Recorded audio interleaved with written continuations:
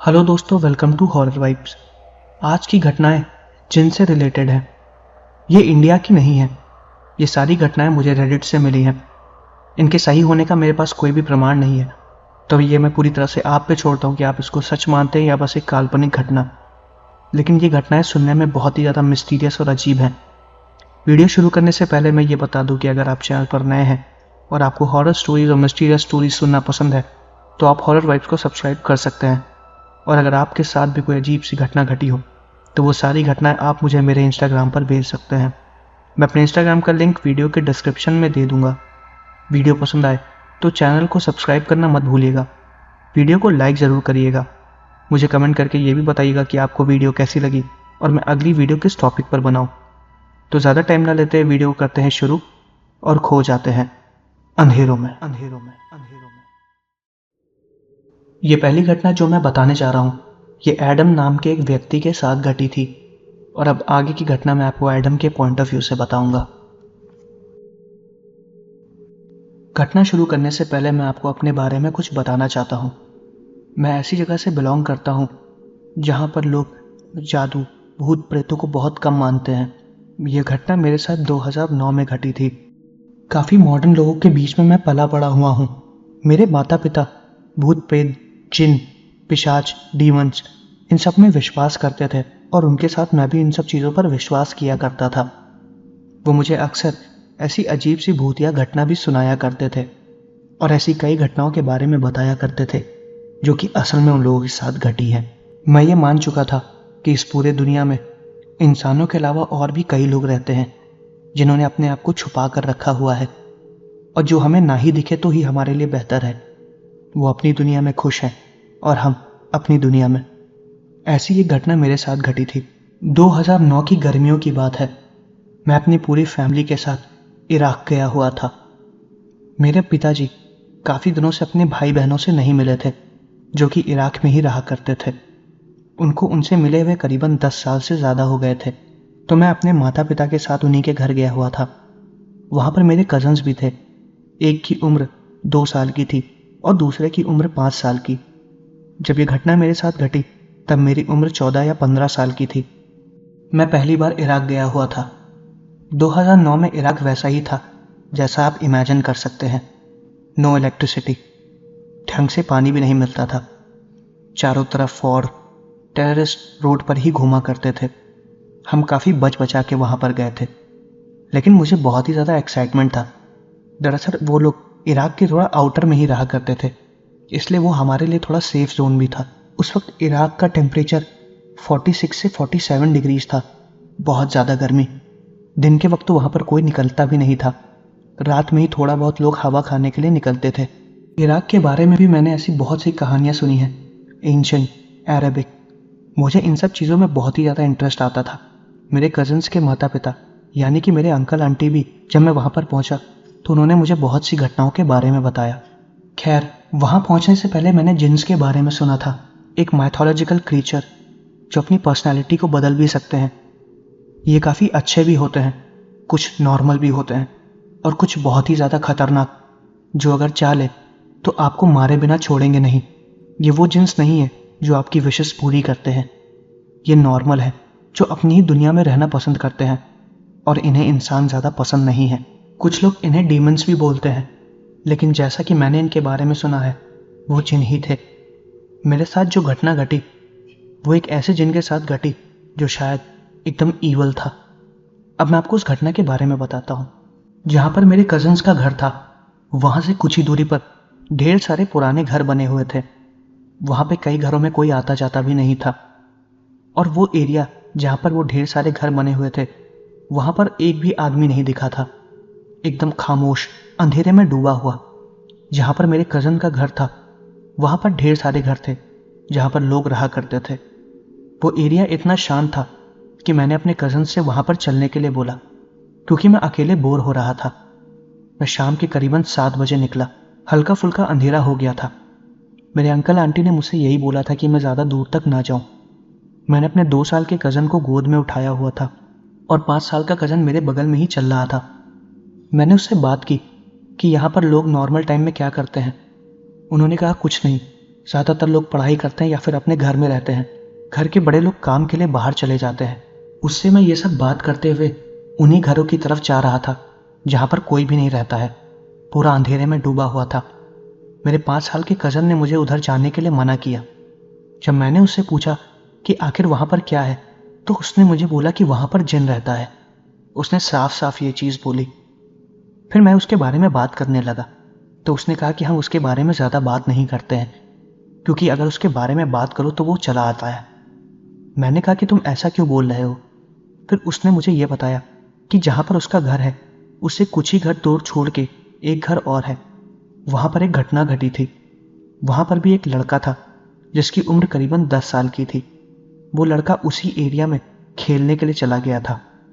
वहाँ पर अक्सर वो खेला करता था और जब वहाँ से वो खेल के घर लौट कर आता था तो वो हम सबको बताया करता था कि वहाँ पर एक काली परछाई है जो उसे वहाँ पर जाने से मना करती है, लेकिन वो फिर भी वहाँ पर जाता है। जब हम सब उससे उसके बारे में पूछने लगे तो उसने उसका मजाक उड़ाना चालू कर दिया। इस हादसे के करीबन 1 हफ्ते बाद उसमें अजीब सा बदलाव आ गया। वो रात में अकेले सोते हुए चलने लगा। दूर दूर तक अंधेरे में ही टहल के चला आता था। नींद में अजीब अजीब सी आवाज़ें निकालता था। लोगों को मारता भी था। एक बार तो उसने अपने घर में आग लगा दी थी और अपनी छोटी बहन के हाथ पैरों को जला दिया था। और हाथ पैरों को जलाने के बाद वो बेड पर जाके सो गया और जब वो सुबह उठा तो उसको ये सब कुछ याद ही नहीं था। ये घटना उसके साथ लगातार घटती रही और फिर उसके बाद उसके परिवार वाले वहाँ से चले गए। ये घटना करीबन 5 साल पहले की है। तब तो शायद मैं पैदा भी नहीं हुआ था। मेरे 5 साल के कज़न ने मुझे ये घटना जब बताई तो मैं बहुत ही ज़्यादा शॉक्ड हो गया था।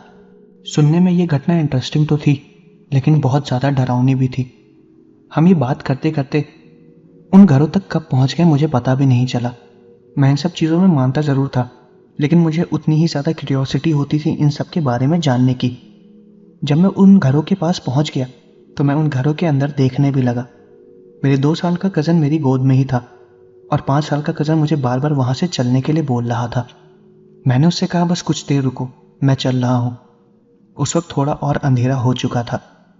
उन घरों के अंदर जाने के लिए एक छोटी सी गली गई थी जो कि बहुत ही ज़्यादा पतली थी। मेरे 2 साल का कज़न भी मेरी गोद में रो रहा था, लेकिन तब भी मैंने उसकी बात ना मान के उस पतली सी गली के अंदर चला गया। और जब मैं उस गली के अंदर गया तो मैंने देखा कि अंदर 3-4 घर हैं जो काफ़ी ज़्यादा बड़े हैं। मिट्टी के घर थे वो, लेकिन उनमें एकदम अंधेरा। वहाँ पर बहुत अजीब सी नेगेटिविटी हो रही थी। जैसे ही मैं उन गली के अंदर से निकला मेरे हाथ पैर के रोंगटे खड़े हो गए। मेरे हाथ पैर एकदम ढीले हो गए थे। मेरा कज़न जो मेरी गोद में था उसको मैं ढंग से संभाल भी नहीं पा रहा था, इतने ढीले हो गए थे मेरे हाथ पैर। उनमें से एक घर में मैंने एक काली परछाई देखी जो अपने रूप को बदल रही थी, लेकिन उसकी हाइट और उसका वजन एक घोड़े जितना बड़ा था। वो अपनी शेप को बार बार बदल रही थी। मैंने वो साफ साफ देखा। अंधेरे में भी मुझे उस काली परछाई की आकृति साफ साफ नजर आ रही थी। उसकी आंखें हरे रंग की थीं और कुछ देर तक मैं उसे देखता ही रह गया। जैसा लगा कि वो मुझे सम्मोहित करने की कोशिश कर रही है। मेरा कज़न जो मेरी गोद में था वो और जोर से रोने लगा। छोटा वाला कज़न भी डर की वजह से मेरे ही पास उस गली के अंदर आ गया, क्योंकि उसकी हिम्मत वहां से अकेले वापस जाने की नहीं हो रही थी। मेरे दोनों कज़न्स ने और मैंने उस काली परछाई को देखा। उसकी आंखें हरे रंग की थीं और वो बहुत अजीब सी आवाज़ें निकाल रहा था और साफ साफ पता चल रहा था कि वो बहुत ज़्यादा गुस्से में है। मेरा कज़न जिसकी उम्र करीब 5 साल की थी उसने उस काली परछाई को देखते ही बोलने लगा कि ये एक जिन है, यहाँ से भागो। मैं भी बहुत ज़्यादा डर गया था। उसके चिल्लाते ही जैसे मैं तुरंत होश में आ गया। मैं अपने 2 साल वाले कज़न को गोदी में पकड़ा हुआ था और उस गली के बाहर भागने लगा। और मैं इतना ज़्यादा डर गया था कि अपने दूसरे कज़न को भी मैंने गोद में उठा लिया और उन दोनों को उठा के मैं उन घरों से जितना दूर हो सके उतनी दूर भागने की कोशिश कर रहा था। वो घर मेरे कज़न के घर से करीबन 500 से 600 मीटर की दूरी पर है। मेरे कज़न के छत से वो पूरे घर साफ साफ नजर आते हैं। छोटा वाला कज़न भी गोद में रो रहा था और बड़ा वाला कज़न बहुत ज़्यादा डर गया था। डर की वजह से मेरे भी हाथ पैरों से पसीने आ रहे थे और वहाँ पर गर्मी भी और ज़्यादा बढ़ती जा रही थी। मुझे बहुत अजीब सी घुटन भी हो रही थी। ऐसा महसूस हो रहा था कि कोई मेरा पीछा कर रहा है। मैं आगे की तरफ भागते हुए बार बार पीछे की तरफ भी देख रहा था, लेकिन मुझे कोई भी नहीं दिखा। लेकिन महसूस मुझे ऐसा हो रहा था कि कोई ना कोई मेरा पीछा कर रहा है, क्योंकि मुझे अपने साथ साथ उसके भागने की जोर जोर से आवाज़ भी आ रही थी। मेरा छोटा वाला कज़न भी बार बार पीछे की तरफ देख रहा था और जोर जोर से रो रहा था, जैसे वो किसी चीज़ से बहुत ज़्यादा डरा हो। उसको कोई दिख रहा था जो कि मुझे और मेरे दूसरे कज़न को नहीं नज़र आ रहा था। मैं अपने पूरे जीवन में इतना तेज़ कभी नहीं भागा जैसा मैं उस दिन भागा था। कुछ देर बाद मैं अपने अंकल आंटी के घर पर पहुंच गया और उन्होंने देखा कि मैं बहुत ज़्यादा डरा हुआ हूँ। मेरे दोनों कज़न रो रहे हैं और उन्होंने फिर मुझसे पूछा कि आखिर क्या हुआ। बड़े वाले कज़न ने रोते हुए सब कुछ बता दिया और तभी मेरे अंकल आंटी ने मुझे बोला कि मैं वहाँ पर आखिर क्यों गया जब मेरे कज़न ने मुझे मना किया था। मैंने उनसे बोला कि बात करते हुए मैं कब वहाँ पर पहुँच गया पता भी नहीं चला।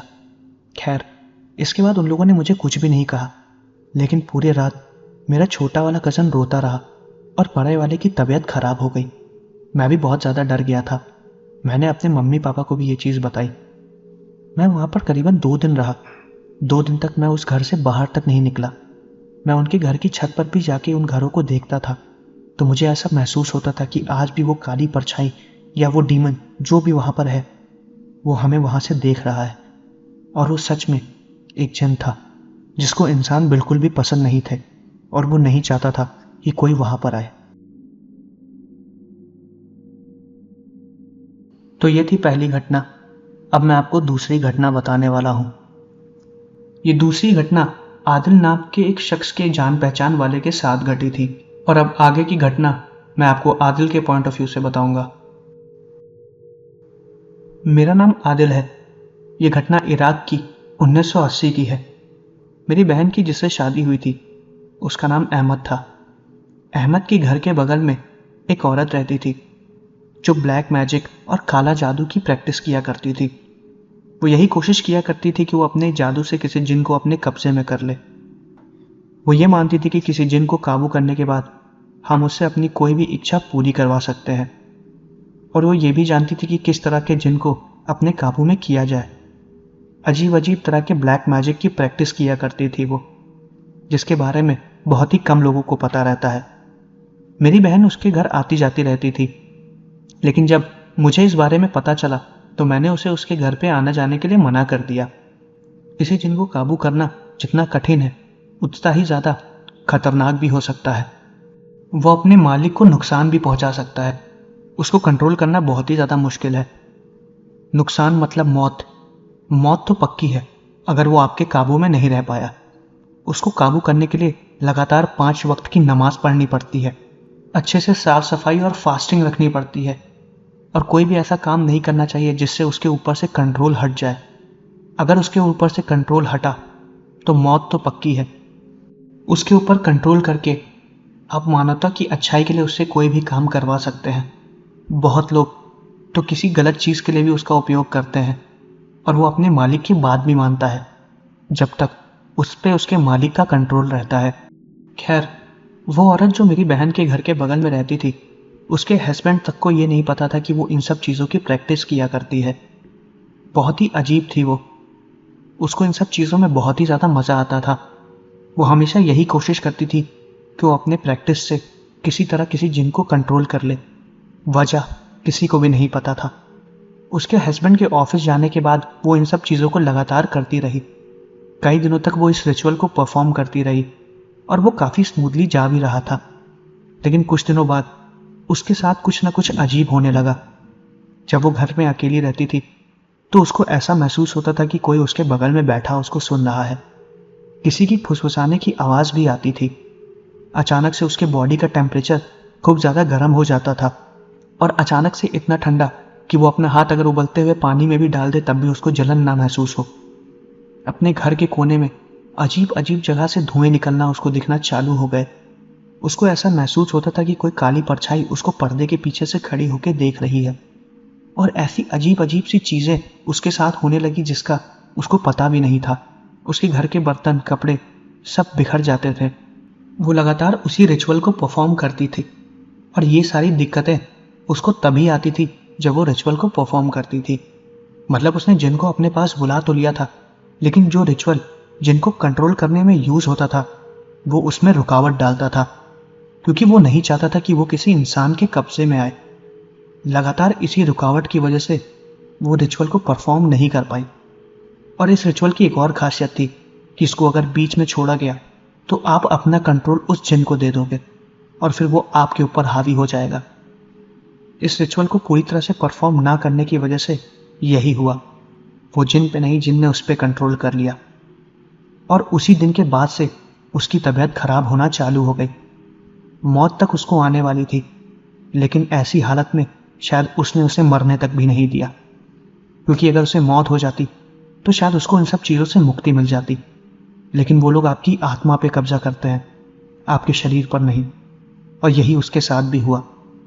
करीबन 2 हफ्ते तक वो हॉस्पिटल के बेड पर पड़ी रही, शरीर में कोई भी मूवमेंट नहीं हुआ।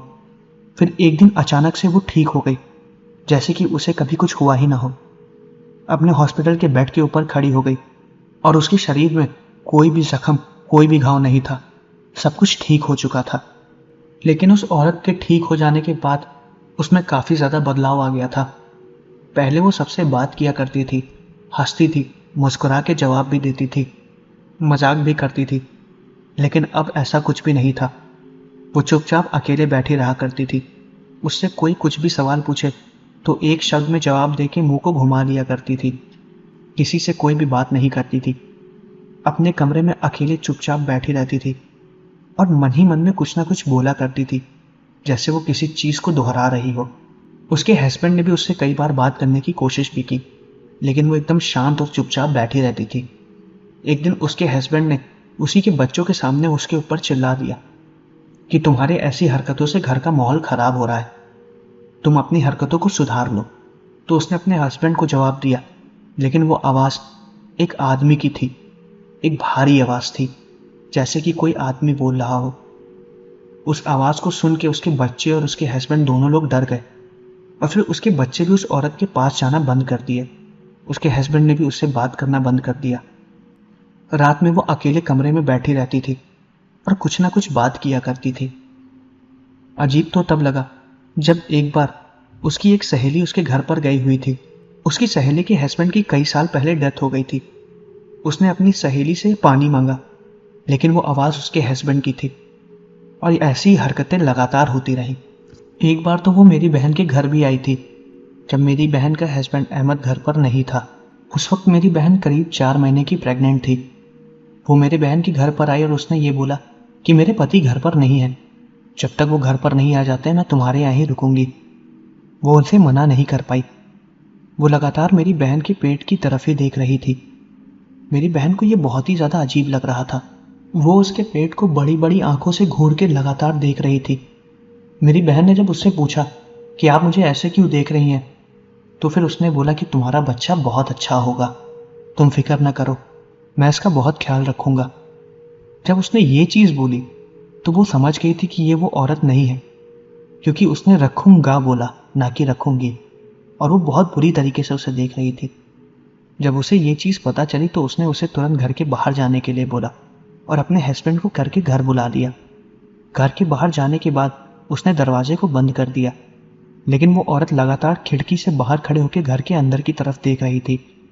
करीबन आधे घंटे बाद अहमद घर पर आ गया और उसने फिर उस औरत को जाने के लिए बोला, क्योंकि उस औरत का हस्बैंड भी करीबन 1 घंटे बाद आ चुका था और वो उसको लेके अपने घर चला गया। लेकिन कई दिनों तक वो औरत मेरी बहन के घर के पास लगातार टहलती रही और उसको बहुत अजीब तरीके से देखती थी, जिसकी वजह से मेरी बहन कुछ दिनों के लिए मेरे घर पर चली आई और तब उसने ये सारी घटनाएं मुझे बताई। हालांकि जब उसने ये घटना मुझे बताई थी तो उसके बाद मैंने उसे करीबन 1 महीने तक घर नहीं जाने दिया था। लेकिन 1 महीने बाद उसको ये खबर मिली कि वो औरत जो कि ऐसी अजीब सी हरकतें कर रही थी, उसकी मौत हो गई और वजह किसी को नहीं पता थी। वो अपने कमरे में मरी हुई मिली। उसके हस्बैंड ने उसको जब हॉस्पिटल में एडमिट किया और पता लगाने की कोशिश भी की कि आखिर उसकी मौत हुई कैसे, तो रीज़न डॉक्टर को भी समझ में नहीं आया। और इस घटना से मेरा तो यही अनुमान है कि शायद उसके ऊपर उस जिन ने कब्जा कर लिया था। शायद इसीलिए वो ऐसी अजीब सी हरकतें कर रही थी। अब क्या सच है और क्या झूठ ये तो मुझे नहीं पता, लेकिन जो कुछ भी घटना घटी वो बहुत ही ज़्यादा मिस्टीरियस और अजीब थी। तो दोस्तों ये थी कुछ घटनाएं मैं आशा करता हूँ कि आपको वीडियो पसंद आई होगी। अगर आपको वीडियो पसंद आई है तो चैनल को सब्सक्राइब करना मत भूलिएगा। साथ ही वीडियो को लाइक ज़रूर करिएगा। मुझे कमेंट करके ये भी बताइएगा कि आपको वीडियो कैसी लगी और मैं अगली वीडियो किस टॉपिक पर बनाऊँ। तो मिलते हैं अगले वीडियो में।